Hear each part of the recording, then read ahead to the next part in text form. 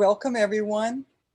I would like to welcome you to the Green Party of Florida's Unblock Cuba Solidarity live stream event. I'm Kathy from the Miami-Dade Green Party. Miami-Dade Green Party, we've been active in supporting the Miami's caravan movement to end the embargo on Cuba and Carlos Lazo's Bridges of Love March to Washington, D.C.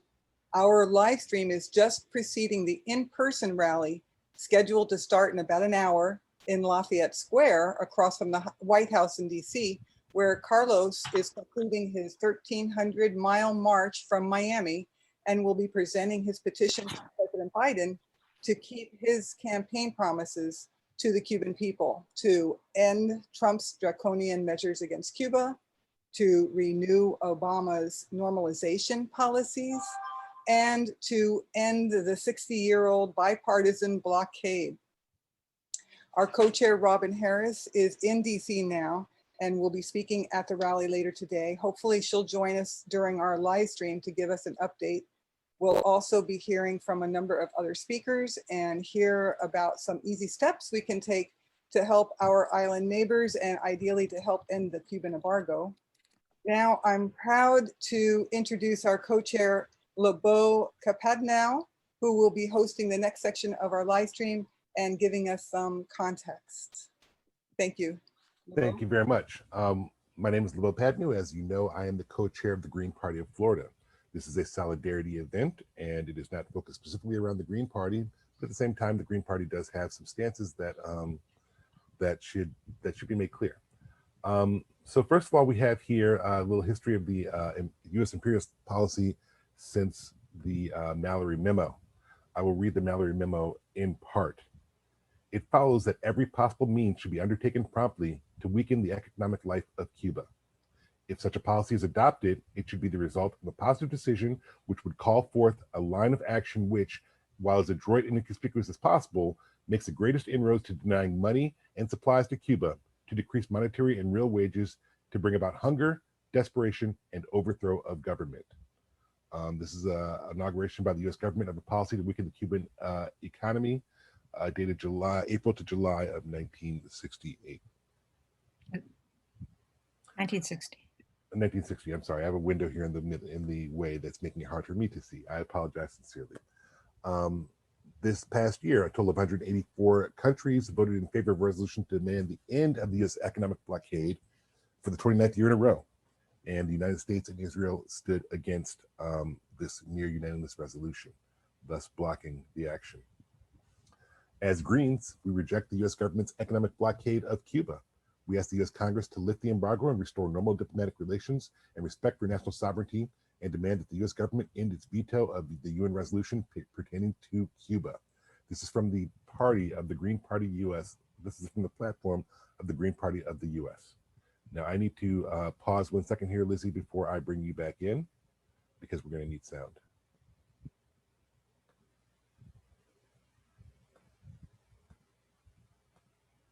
Thank you for your patience, folks. All right, Lizzie, I believe I'm handing up to you. Yes, thank you.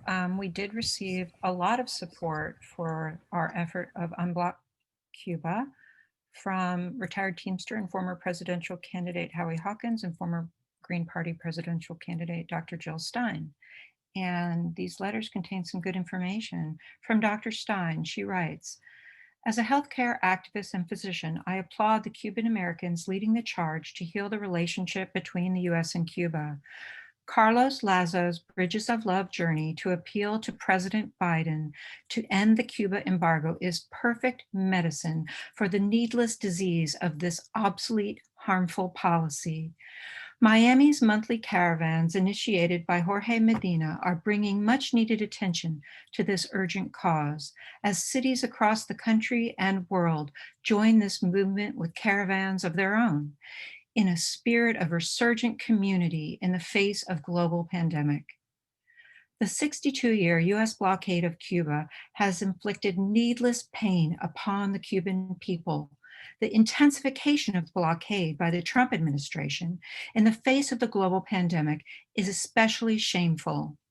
Among some 240 measures that President Trump enacted against Cuba, Medical supplies were blocked, including syringes for Cuba to deploy its vaccines. As a consequence, the US embargo is responsible for denying COVID protection to the people of Cuba and potentially impeding protection to tens of millions more in poor countries around the world with whom Cuba would otherwise be sharing its vaccines. In addition, the US campaign against the Cuban doctors' brigades has led to the expulsion of the missions from many countries, including Bolivia and Brazil. It is ironic that the world's wealthiest nation is attempting to incapacitate one of the world's poorest, which has been heroically providing the kind of global healthcare assistance that ought to be coming from the US. As noted in the powerful resolution of the International Longshore and Warehouse Union, Cuba has sent 52 medical brigades to 39 countries devastated by the pandemic in the past year alone. This is in addition to providing medical assistance to over 50 countries overwhelmed by natural disasters and epidemics, such as Ebola, over the past 15 years. For all these reasons, I joined the Florida Green Party in supporting the Bridges of Love journey, in calling on President Biden to keep his campaign promises to the Cuban people and to end the embargo. Dr. Jill Stein. Powerful words from a healer. And now from Howie Hawkins, retired Teamster and former Green Party presidential candidate.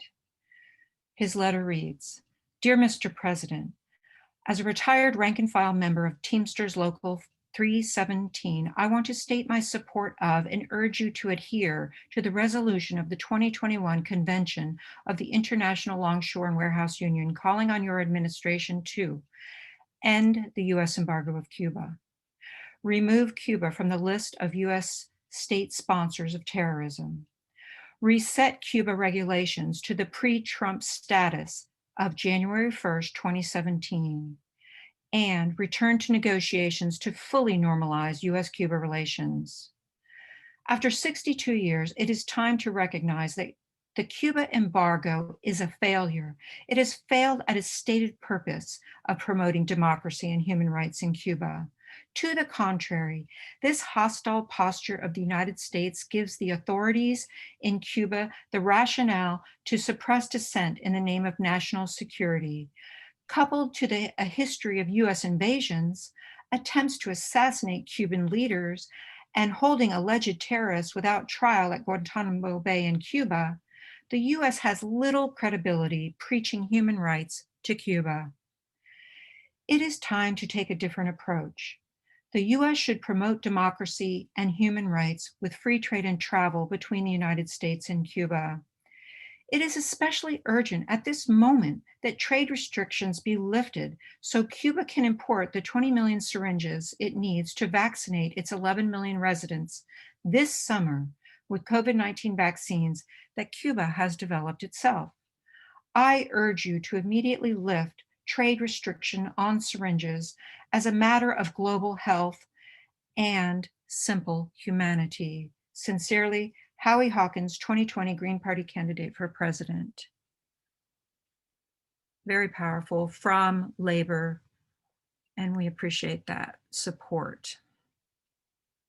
Next, we are going to be turning to comments from then candidate Biden. Biden said he'd return to Cuba, Obama-era Cuba relations. On the Hill on April 28th, 2020, as a candidate last year, former Vice President Joe Biden said Monday he would return to Obama-era policies of engagement with Cuba and reverse the Trump administration's sanctions if he won the White House race in November. "In large part, I would go back," Biden said in an interview with the CBS affiliate in Miami. And we actually have that quote, thanks to the hard work of Lizzie. Cuba policy. Would you go back to the Obama policy with regard to Cuba if you were reelected, or you were elected president? Yes, I would. In large part, I would go back. Now that is clipped because we didn't want to bore you, but we do have a link there, and the link will be in the information that we distribute that has a full interview with the full clip. So you'll know that we are not deceptively editing. Cuba policy. Thank you. That is powerful. Candidate Biden did make promises, and that is part of the request. Keep your promises, Mr. President. Carlos Lazo and the Bridges of Love, the Puentes Del Amor movement, the pilgrims who have marched from Miami, entered Washington, D.C. just today, are asking for the president to keep his promise. And now we will turn to other support that we're having in the Green Party. We have Green Party US committees and caucuses that are supporting. And I will introduce our 3 Green Party US speakers, and then we will turn to them for their statements of support. First, we will hear from Mark Dunlea, co-chair of the Green Party US Eco Action Committee. Mark works at Green Education and Legal Fund and worked at Hunger Action Network of New York State. And he is very active in efforts on our Eco Action Committee for Environmental Wisdom. And I can't wait to hear from him. After Mark, Lorraine Liriano, a member of the Green Party US Latin Caucus, will be speaking. She's an educator in New York City, a member of Call to Action on Puerto Rico. Call to Action on Puerto Rico is an anti-capitalist and anti-imperialist collective in the diaspora committed to the liberation of Puerto Rico, involved in public education campaigns, forums, and actions concerning the following issues: labor rights, economic justice, education, and environmental struggles. After Lorraine, we will be hearing from Ahmed El-Tuni, Green Party National Co-Chair, and some of his former positions were co-chair of Green Party New Jersey, co-chair of Green Party US Diversity Committee, and our International Committee, which he is going to be reading our statement from the International Committee. He is a delegate to the Apollo Forum. He also was a delegate of the Federation of Green Parties of the America and delegate to Global Greens. And we are so glad to be welcoming these 3 speakers that will share statements of support on Unblock Cuba. And we will start with Mark. Well, thank I'm you. very sorry, Mark. Before we begin, I apologize sincerely. But I did notice that Robin, our co-chair who's on the ground in DC, has signed in. We did not know at what point in the hour she'd be able to join us, and she may be on a shortened schedule here. So Lizzie, how should I proceed? Yeah, if the Green Party US people can hold for a moment. I know that Mark does have to get off a little early, but let's go ahead and hear shortly from Robin. Robin, can you hear us? Are you ready to speak? You are muted, Robin, if you can speak.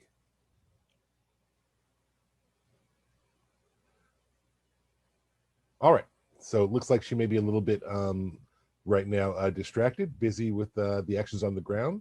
So we will wait for her to join in and we will let our speaker continue. I apologize sincerely. I will stop sharing the screen and you may go ahead and take over the screen if it's part of your presentation.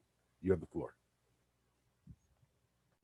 Well, I guess that means me. I'm Mark Dunlea, and I'm co-chair of the Eco Action Committee of the Green Party of the United States, and certainly wanted to thank Lizzie and the Green Party of Florida for hosting this event, and of course all the people who are involved in putting together both the march, the caravan, and the rally today in DC.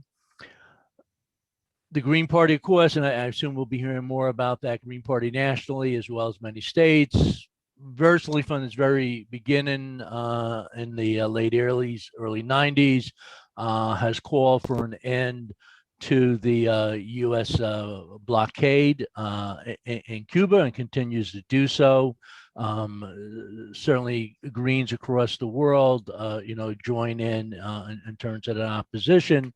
And, one of the things I'll note, I wish the media covered my protest with a few thousand people as extensively as they've been covering the protest in Cuba with a few thousand people. Obviously, some people, probably many people in Cuba are very upset both about problems with access to needed supplies, food, medical, and particularly during this COVID stuff. But the root cause of that problem is not the Cuban Revolution or the Cuban government. It's been the 60, 70-year blockade that the United States has imposed upon Cuba. And that should immediately be end as the world, I think for 29 years in a row at the UN has voted, and basically every country on the planet other than the United States and Israel, vote to end this blockade. The blockade, while somewhat loosened during the initial Obama administration, was substantially increased during the Trump administration, and just even since COVID was enacted, at least 50 different new measures have been added to the blockade. As the Eco Action Committee, we're very concerned about the impact upon the environment of Cuba due to the blockade. One of the big concerns in Cuba has been trying to upgrade the quality of their water management system, but because of the blockade, they are not able to get needed equipment, needed technology to do that. They've also had a problem, they have a pretty strong environmental protection as part of the law. In 1997, Cuba enacted law number 81, Law on the Environment, which framed the legal framework for environmental protection. And in 2019, when Cuba adopted a new constitution, it included amendments to have the country conserve the environment and fight climate change. Not only does the blockade restrict investments and things like wastewater management, but there is also the problem that even the equipment that the scientists need to monitor and evaluate what is taking place with the environment in Cuba is being blockaded by, or being stopped by the blockade. And then on a separate issue, I'll note that, this November will be COP26. Many people call it the last chance COP. This is the follow-up to the Climate Paris Agreement, which unfortunately the United States really impeded a lot of progress and has done a pretty poor job since then. And perhaps the biggest fight in Glasgow will be the issue that the industrial nations led by the United States, which is largely responsible for climate change and climate collapse, need to really begin to make climate reparations to help countries like Cuba, who are not responsible for the increased greenhouse emissions, but are the ones that are mainly suffering from the increased climate change, be able to cope with it. And while the United States is, pledged in Paris to help contribute to this $100 billion fund, the reality it has not been fulfilling its payments, and in fact, it's nowhere near adequate to really help developing countries particularly in the tropics, which are seeing the extreme weather escalate even more rapidly than we're seeing here in the United States, do the type of climate mitigation efforts that are needed. So certainly the global greens throughout the world, we'll be there in Glasgow. We actually get votes from many different countries since we're part of the parliament. And I think in at least 4 countries, we actually hold the portfolio of the environmental minister in the national government. We will be arguing very hard to increase climate reparations, as well, of course, as trying to get the United States and the other industrial polluters to dramatically slash their pollution. So I really want to thank the Green Party of Florida and Green parties all over the country. I'll be leaving in a few minutes to go speak at a rally here in Albany, New York, that among other groups, the Upper Hudson Green Party is organizing at 2 o'clock to support an end to the blockade. This is this is really a crime against humanity. The fact that for 50, 60 years, we've been harassing a relatively poor country, has deprived its citizens of access to basic services, that we do not allow individuals to send money back as we do in so many other countries, to their families to help them. And the Green Party will do everything possible to support the end of this blockade as soon as possible. Thank you very much. Thank you very much. And now we will hear directly from Robin Harris in DC. Robin, can you hear us? We'd love to have a report. Unmute. I can. I'm here with Pete actually right now. I'm on live Zoom if you want to say hi to everybody. Hola todo el mundo. So Hola. yeah, I just showed up. I just got here. I'm glad to see a somewhat familiar face because I didn't want to get into a fight with the wrong people. Yeah. So Well, we want to get you near the stage where the speakers are going to be assembling behind the stage near the chairs. okay, So if great. you got stuff to do, bueno, pero pretty soon. Okay, gotcha. Okay, all Okay, right. so you heard it straight from DC from Pete. Pete's one of the main organizers. So it's actually like 2 events in one. Are you guys still there? Can you hear me? Yes, we can. Absolutely. So you have and it can be very confusing because the Cuban flag is being flown by both sides. And so it's a little contentious a little bit, which is, well, I guess it's not odd, but the side that we're standing for, hey, here's someone else that I know. Hi, Yes, hello, yes, buddies. yes, How yes. you doing there? Hey. How you doing there? Yay. That's we are for here. Is this Puentes Carlos' Del nephew? Amor. I'm one of the workers. Yeah. Blessing for all of you guys. And you're on a Florida Zoom. Gracias. Gracias. Gracias.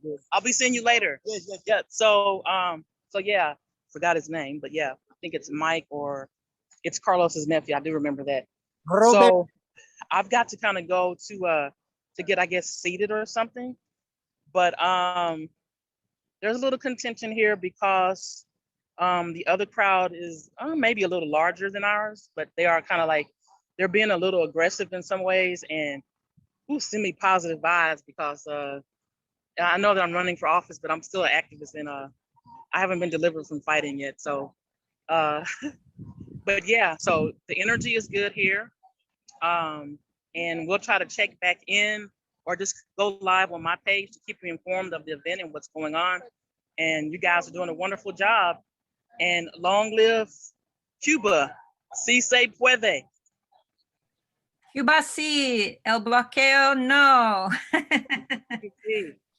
Thank you so much. Robin Harris, co-chair Green Party of Florida, is the speaker in Lafayette Square, DC for the welcome rally for Carlos Lazo and the pilgrims who have walked from Miami to the White House, delivering petitions on behalf of the families of Cuba and US Cubans.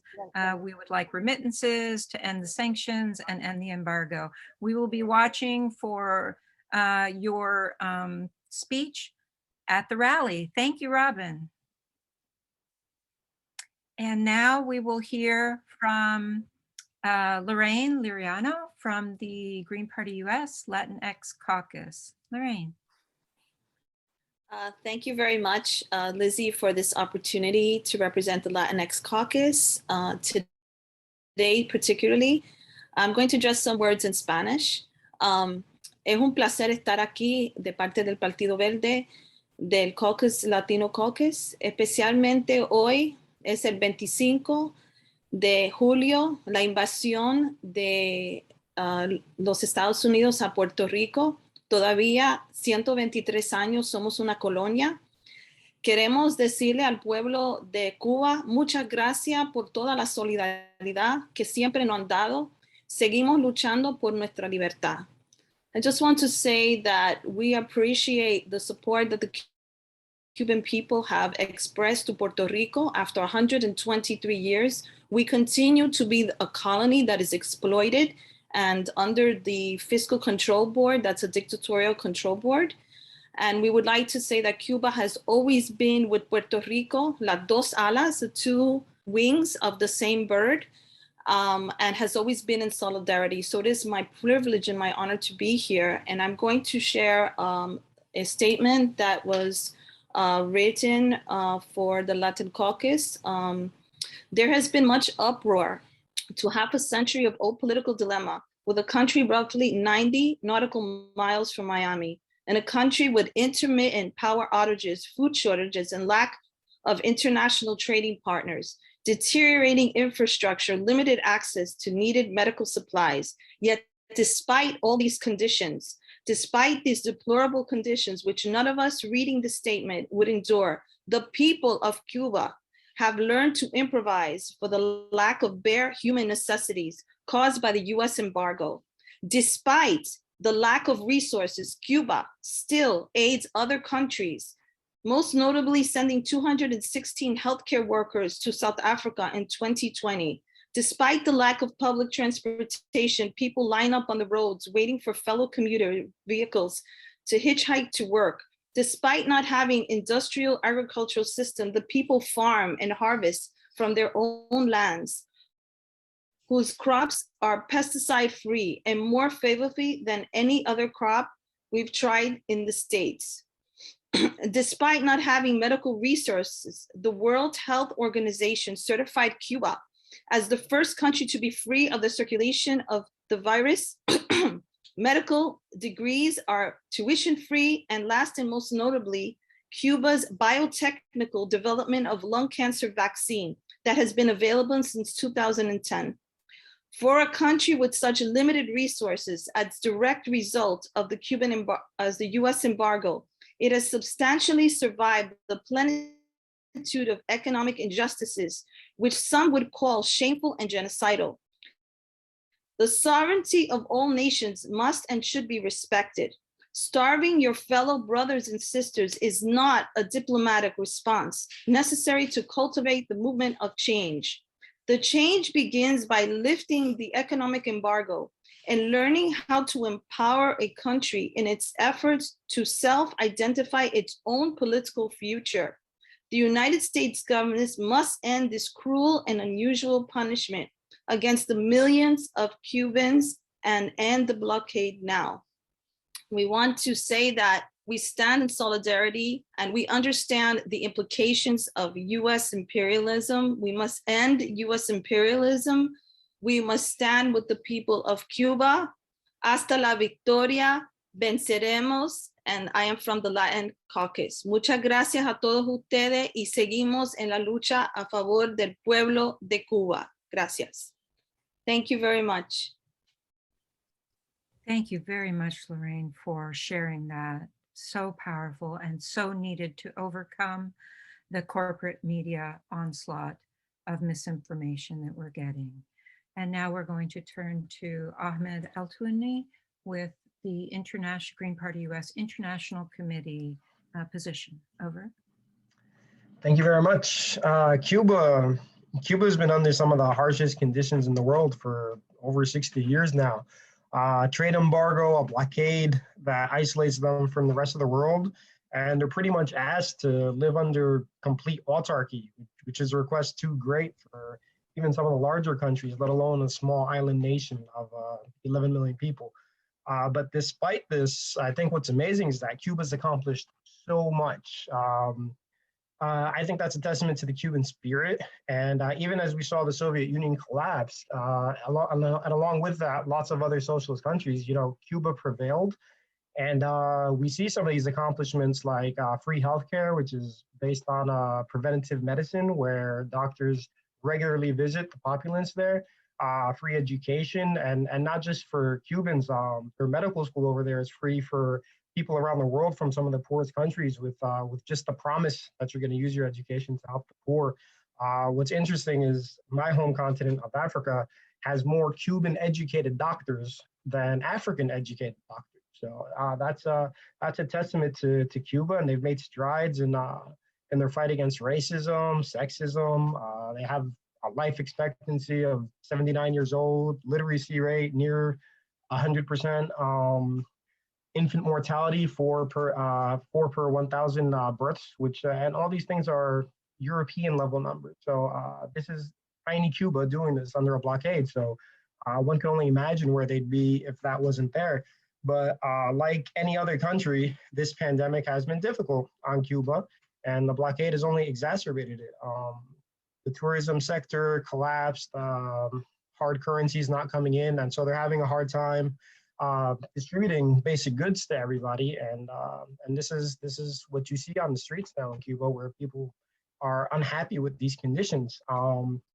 And what's unfortunate is that during this pandemic, Cuba stood in solidarity with the international community in terms of, I mean, they produced 5 vaccine candidates for one, but aside from that, like mentioned before by Lorraine, they sent doctors to South Africa, but even to some of the richer countries like Italy. I think we all remember seeing 20 doctors or so getting off and going into Italy to help out with the situation over there when Italy was, I think, at #1 with outbreak cases.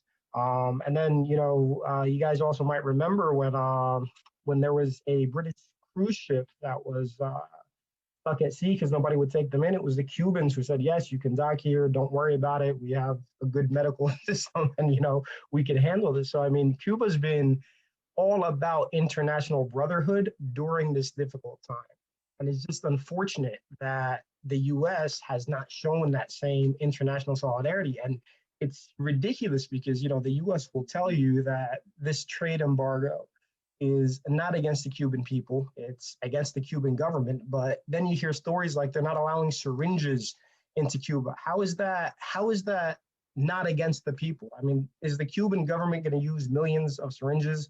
I mean, vaccinate themselves 100 times just in case? I mean, that's ridiculous. It's obviously used to distribute the vaccine to the population over there. So the entire goal of the US has always been to cause regime change over there. I mean, the embargo, when it started in 1962, this was 3 years after the revolution that deposed a known dictator.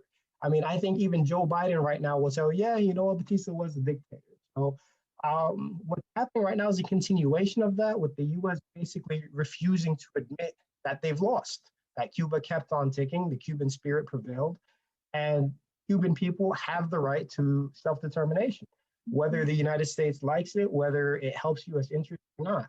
And so after all this time, I think it's time we demand lifting this blockade, especially right now during this pandemic that we're facing. Show international solidarity like the Cuban government has, and let Cuba live. End the blockade now. Thank you so much, Ahmed. Very, very important that everyone gets the message. I appreciate Green Party US committees and caucuses participating in this effort that really, by large parts, our Miami and Miami-Dade community has been involved in for quite some time.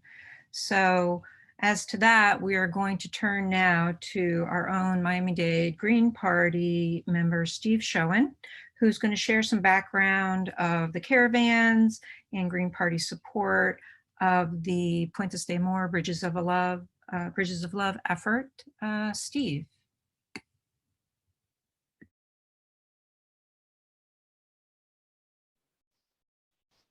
Is it ready? Okay, greetings everyone from Miami. Today we're celebrating Carlos Lazo's arrival in DC on his Bridges of Love March from Miami to petition President Biden to lift the sanctions and normalize relations. Carlos's efforts are closely tied to the burgeoning caravan movement that has sprung out of Miami's Cuban American community to end the blockade. Caravans have since sprung up in numerous cities in the US and abroad. And because Miami's become the epicenter of this movement, hence there's the symbolism of Carlos beginning his march here in Miami. So I want to give you a little background about how this movement got started and how the Miami-Dade Green Party became involved, which has enabled us to educate and engage the Green Party of Florida and people in the National Party in supporting Carlos and this historic movement. The Miami-Dade Green Party is a member of the U.S. Hands Off Cuba and Venezuela Coalition of South Florida. Fortunately, there are a number of Cubans and other Spanish speakers in it. which has enabled me to convey what's going on to all of you. The coalition's biggest focus has been on collaborating with Miami's homegrown effort to end the embargo. The first caravan in Miami was begun with just 11 bicycles in July of 2020 by Jorge Medina, and it has been occurring regularly on the second Sunday of the month and has grown to as many as 100 cars sometimes. So the caravan movement has continued to emphasize that its focus is only on ending the blockade and no other issue, regardless of one's political views about Cuba. It firmly asserts its right to peaceable assembly and has taken care not to engage in confrontation of any sort. Medina, who you just saw his picture there dancing with a woman, he's also a YouTube personality who goes by the name of El Protestón Cubano. He's underscored this central message in a news conference at the start of a caravan early this year. And the picture you see there is actually from Cuba, not Miami, early in the spring when they were supporting the caravan movement in Miami. So here I'm going to quote Medina at the press conference, quote, "We are a movement of many different opinions. We don't care if you are a Republican or a Democrat, a capitalist or a socialist. What unites us is a love of the Cuban family that drives us to demand an end to the blockade of Cuba, of policies that restrict our right to travel, to send remittances that help our families," close quote. Medina was inspired by Carlos Lazo's bicycle trek from Seattle to DC with his Bridges of Love message. Lazo is an Iraq war vet and he's now a teacher in Seattle. Both he and Medina were born in Cuba and both have spent time in a Cuban prison. But after coming to the US, each has been educated by the School of Uncle Sam, which has opened their eyes to the reality of life in the US and its harmful policies. For the US government and some city authorities, the movement is an unexpected and unwelcome phenomenon arising from the streets of Miami, of all places. Carlos Lazo has gained considerable notoriety, at least with Coral Gables Mayor Vince Lago, because a few caravans have been launched from Coral Gables into the city of Miami, which adjoins it. The mayor was interviewed in Spanish by right-wing YouTube firebrand Ota Ola. Despite El Protestón's clarification that the caravan movement does not align with any ideology, Mayor Lago has mischaracterized it. There is El Protestón dancing again.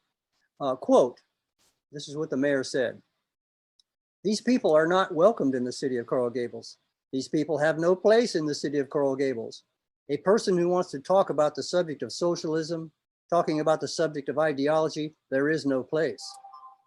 Lago continues, quote, "Come to the city of Coral Gables. We shall talk. We shall have a discourse. But violence, there is no opportunity.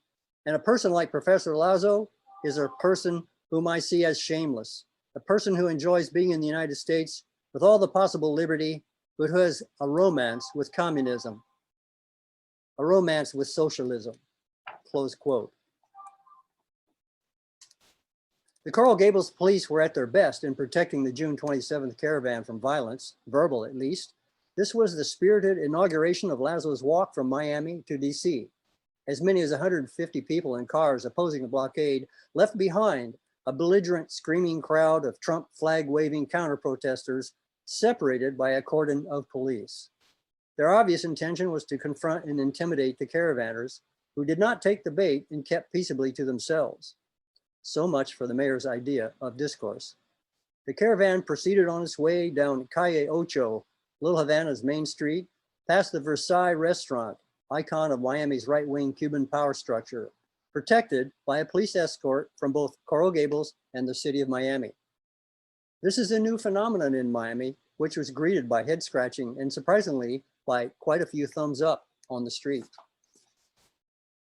Carlos has said this about the embargo and his journey, quote, "Cubans on the island do not deserve any punishment that aggravates the economic problems they face every day. Our family is sacred. 60 years of tensions between Cuba and the United States have only left us misery, pain, and resentment. For this reason, we are going to the White House. Faith is the certainty of what is expected, the conviction of what is not seen. Our pilgrimage is imbued with the certainty that Biden will hear us, and with the faith that we shall lift the sanctions that weigh on the Cuban family," close quote. Miami Greens credit our membership in the U.S. Hands Off Cuba and Venezuela Coalition of South Florida for enabling our connection to the movement. Pete Seidman of HOCV wrote the initial article about how the movement began and developed. It appears on our Green Party of Florida website entitled Bridges of Love, Something Big is Happening in Miami's Cuban Community. So Miami Greens and Florida Greens have been honored to help promote the efforts of Carlos and Jorge in collaboration with many other groups in the state to build public awareness and support for lifting the sanctions, for the well-being of the Cuban family, and for bringing about normal relations between the U.S. and our close neighbors to the south. Thank you very much. And now I'd like to introduce Victor Nieto, who lives in Miami, and he's also a Cuban American who will give us his perspective. Victor? Thank you, Steve. Thank you for all you have done here as part of the coalition U.S. Hands Off Cuba, Venezuela, of which you were a member right from the beginning. And my greetings to Kathy, Kathy Gilbert, that also has been part of the coalition and invaluable member of it. My name is Victor Nieto. I was born and raised in Cuba, and I was sent here by my parents back in 1961 after the Bay of Pigs, when a CIA campaign promoted the fake news that all the children of Cuba were going to be sent to the Soviet Union and brainwashed to come back to Cuba to supposedly turn on their parents. I was sent here, luckily I had relatives already here that had fled the Batista dictatorship. And so I was able to see what was going on in the United States in 1961, and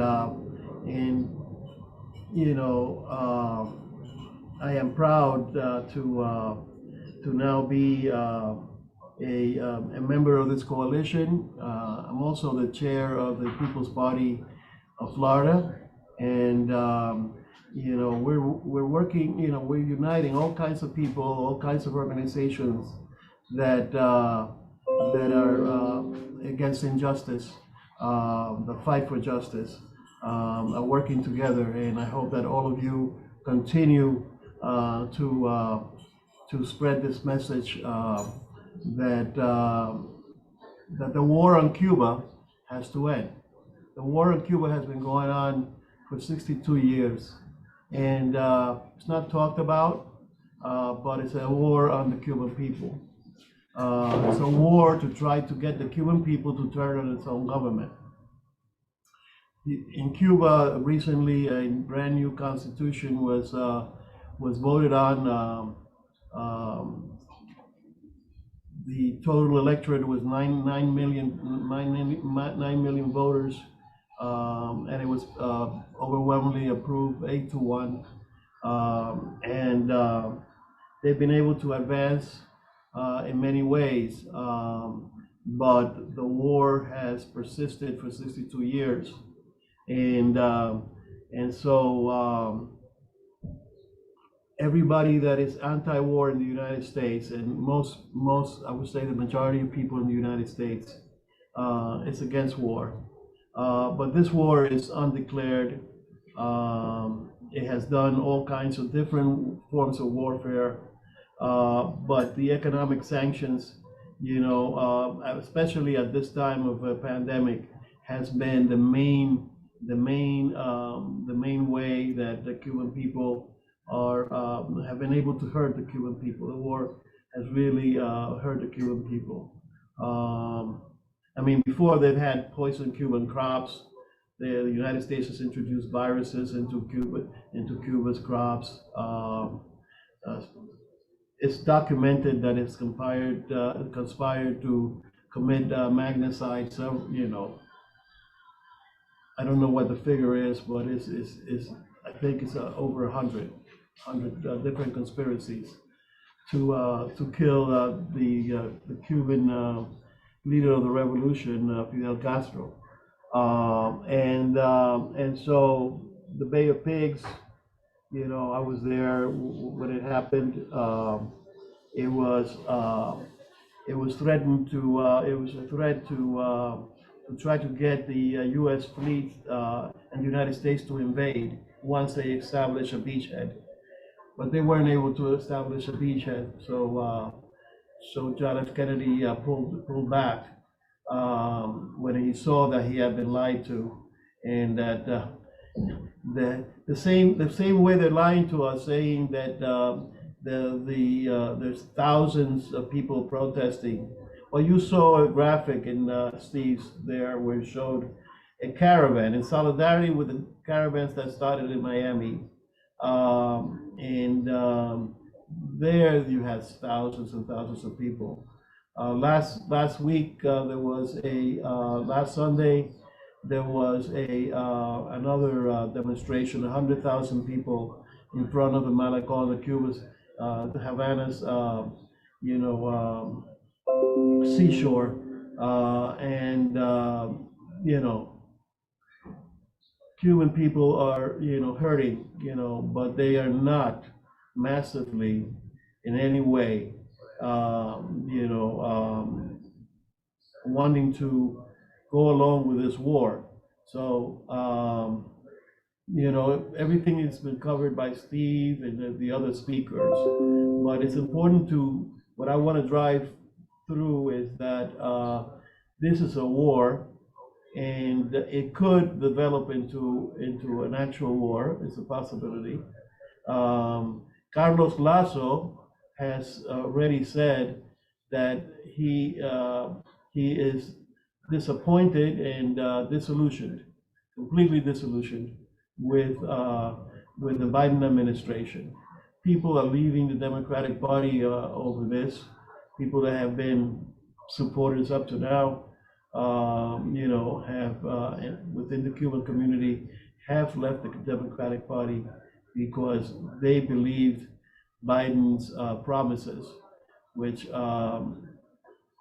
should, like the native population of the United States knows about, U.S. government promises, and we have to go forward and then make this more massive. There was an ad, a full-page ad in the New York Times with over 400 signers of an open letter to Biden. We have to work with all these people, bring them into the movement, and bring them out into the streets, where Robin is, and where Peter is, and Roberto is. Over 60 people from Miami traveled to D.C. It was fantastic to hear that in St. Augustine, Carlos Lazo's walkers were welcome, and in Jacksonville. And I'm proud of the people of Florida coming out and standing up to this new offensive that will be defeated. There is a saying in Spanish, la lucha continúa. And when somebody says la lucha continúa, the struggle continues, somebody always responds, la victoria es cierta. Victory is certain. Power to the people.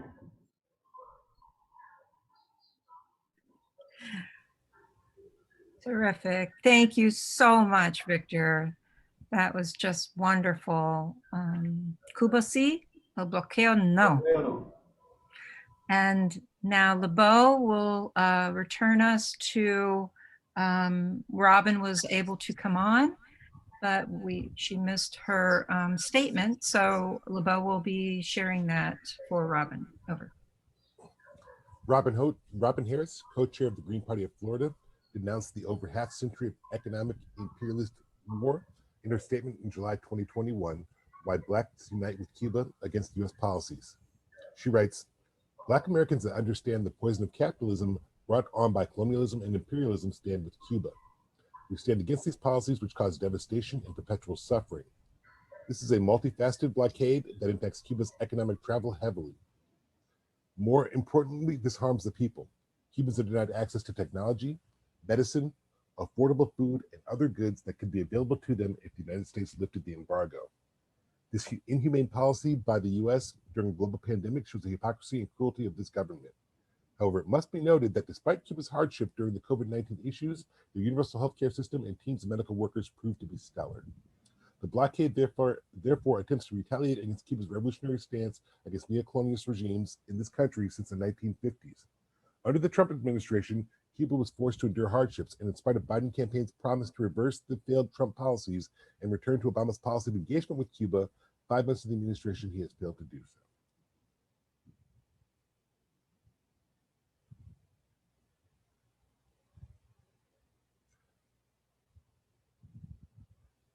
Lizzie? Oh, and thank you, LeBeau. There also is quite a significant amount of support for our Unblock Cuba solidarity. Black Lives Matter put out a statement, and our own Green Party Margaret Kimberly wrote an article yesterday in the day before yesterday in the Black Agenda report that we highly recommend. And next we're going to, so we've had the events throughout Florida, as you can see, starting in Miami, up Lake Worth, in Orlando, and in St. Augustine up to Jacksonville. And so next we're going to hear from Etta Ettlinger, who helped coordinate the events here in Northeast Florida, which we were so happy to have, because it's to be noted that we are working with coalitions of groups in this effort. We had Veterans for Peace, we had our DSA local here, we had Teamsters, and lots of solidarity groups, all joining forces. You can see the PDA, we had Code Pink, and Etta is joining us from Jacksonville Progressive Coalition. And she is a member of Take 'em Down Jacks, which we recently won the fight to change the names of our public schools in Jacksonville that were named after Confederates. So we are thrilled. Etta did a great job up here. Carlos said it was his best stop in Florida. So take it away, Etta. Hi, everybody. I just wanted to say a few words about what we did in Jacksonville. We had the 4th of July holiday weekend. So we had 2 events. The St. Augustine event that Lizzie mentioned was on Friday, July 2nd. And what we did was we walked across the Bridge of Lions, which is an iconic bridge in St. Augustine. And in the process, we met a tremendous number of people. Actually, many are Cuban people that we did not before know. So that was very exciting. And then walked into the park at the foot of the bridge, which was actually the former slave market in St. Augustine, which is in the main part of the city. And there, Carlos spoke, answered questions, and so on.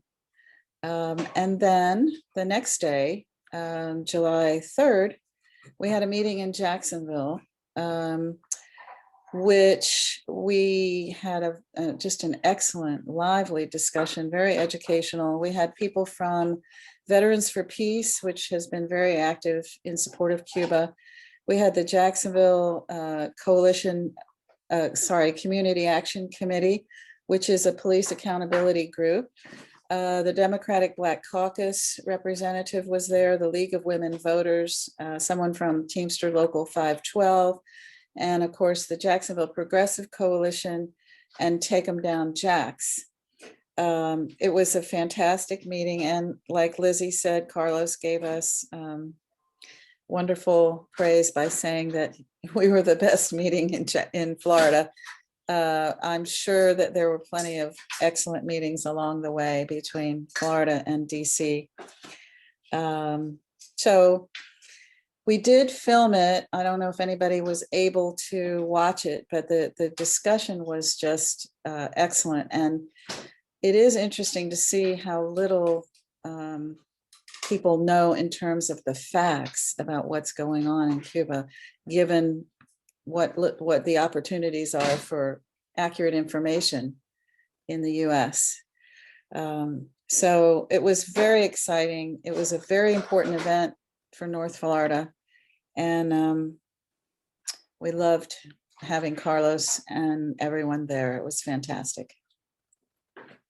So thank you. Thank And you. maybe Lizzie could add some more. Lizzie and I worked pretty closely together, so maybe you could add some more, Lizzie. Thank you, Etta. I appreciate all the work that you did on that. And Etta was instrumental in also getting our public radio to put a plug for the effort on, and which I thought was extraordinary. It was on First Coast Connect with Melissa Ross. And as many of you know, our media is doing its own blockade for the effort for non-intervention and ending the embargo without all of this nonsense and calls for violence that you hear in South Florida and elsewhere. And so we were very appreciative of that. And we want the voices heard loudly that are calling to actually support the Cuban families that have been under siege for so long. And that has nothing to do with ideology. That has something to do with humanity. So thank you, Etta. And we also want to say that there are so many in solidarity with this effort. Besides Green Party of Florida and progressive and left groups, there are groups that just cross the spectrum that understand that starving a people is never okay, whether the Florida Dems think it's politically expedient for them, or Joe Biden thinks now that he's not a candidate and is president that, you know, he can even entrench the imperialistic tendency to add to the suffering during this global pandemic when people have such scarcity, such need. It's just not okay, and American people won't stand for it. So we wanted to go to some other, you know, just highlight some other efforts like laborers, Teamsters, and International Longshoremen. They did make a resolution to support ending the blockade. And also they've spent a significant amount of money on syringes for Cuba. As you know, Cuba is doing wonderful work in biotechnology and genetics research and have developed 5 vaccines, 2 on the market. But because of the economic and financial blockade and the sanctions that are placed on shipping and also involve other countries, they are short of syringes. So syringes, the number for Cuba, Syringes for Cuba, is a great effort that people can support. We also ask you to call your representative. You can find your representative at congress.gov. Yeah, next slide, that's good. We'll go to the next one. Also, you may have noticed some action going on in New York City. Let Cuba Live, the New York Times full page article, the letter there, and the projections on the buildings. I mean, this is across the country support for ending the war against the Cuban people. There's no call for it, and I don't believe most of us would ever adhere to starving a people for any kind of reason. So we're asking you to take part in these efforts. Find a caravan or start a caravan in your city. Support Puentes Del Amor. Go to puentesdelamor.com and sign that petition that Carlos is delivering this week to the White House. When I go to bed at night and I think, well, we're resting, Carlos and the Puentes del Amor, the Bridges of Love pilgrims have been walking. They've been walking in the heat of summer and they've been singing. And it is such an inspiration to see them walking over the bridge this morning into DC, singing with spirits high. And we certainly, I've lit my, my positive energy candle for the counter protesters that have come to usurp our hashtags and usurp our nonviolent, peaceful welcome rally for Carlos, that everything will be, everyone will be safe and healthy and okay. And so again, here's the Puentes del Amor, here's Northeast Florida. And we will go now, while you are going to these the website, next slide, puentesdelamor.com, and doing all these action steps, you can listen to Carlos singing La Guantanamera, a Cuban folk song that is just wonderful. He's a high school teacher that has been taking students on trips when he's been able to for school trips, and he used to have a bike-a-thon for this effort, and now this walk-a-thon, and it's just been I don't know, 20 years of efforts by Carlos to get the attention that this blockade is inhumane, and the Cuban families would like remittances. They would like to see their loved ones, and this blockade is hurting the people and needs to be ended, the sanctions lifted, and normalized relations restarted between the US and Cuba. So please listen to Carlos while you're actually right now going to puentesdelamor.com, signing that petition and supporting the effort. Compartan esta Guantanamera. Guantanamera. Comparte, chicos. Guajira, Guantanamera. Guantanamera. Guajira, Guantanamera. Cultivo una rosa blanca en julio como en enero. Cultivo una rosa blanca en julio como en enero. Para el amigo sincero que me da su mano franca. Guantanamera, Guajira, Guantanamera. Comparte. Guantanamera, Guajira, Guantanamera. Y para el cruel que me arranca el corazón con que vivo. Y para el cruel que me arranca el corazón con que vivo. Carlos de Ortigas cultivo una rosa blanca.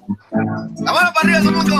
Guantanamera, Guajiro soy. Guajira, Guantanamera. El son coroco son. Guantanamera, Guajira, Guantanamera. No me pongan en lo oscuro a morir como un traidor. Guantanamera, no me pongan en lo oscuro. Guantanamera, a morir como un traidor. ¿Cómo dice? Yo soy bueno y como bueno moriré de gato. Díselo. Guantanamera, Guajiro soy. Guajira, Guantanamera. Ay, con coroco son con Guantanamera. Guajira, Guantanamera. Díselo. Tiene el leopardo un abrigo en su monte seco y pardo. Tiene el leopardo un abrigo en su monte seco y pardo.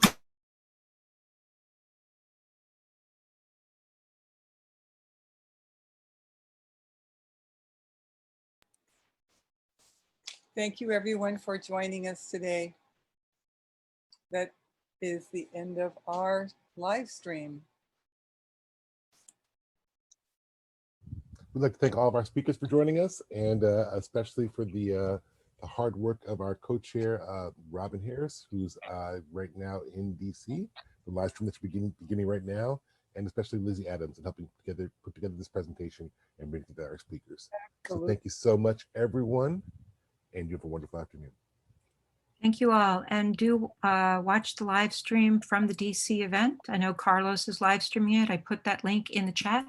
If you go to the bottom of the chat, click the 3 dots on the right side, and you can save that chat, and you have access to all those links. Those links can be shared with the public, including the slideshow.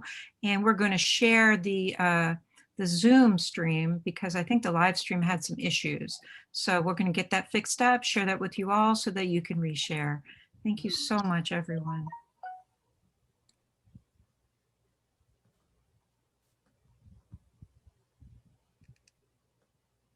All right, live stream should be ended.